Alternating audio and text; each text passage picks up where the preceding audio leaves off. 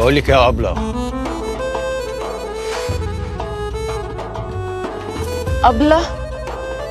ليه نني عيني؟ كنت بدرس لك تدبير منزلي؟ الحاج رجب جريت لي عاوزك.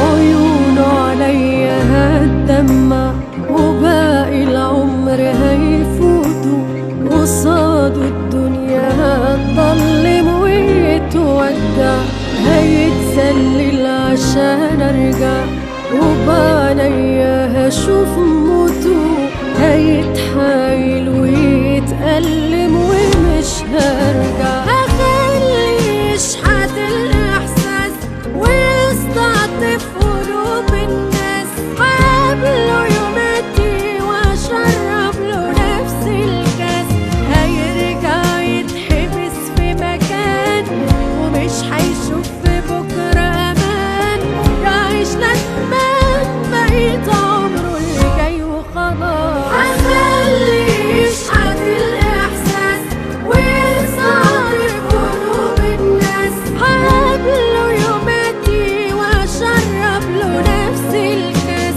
هيرجع يتحبس في مكان ومش هيشوف في بكرة أمان يعيش ندمان بقيت عمره اللي جاي وخلاص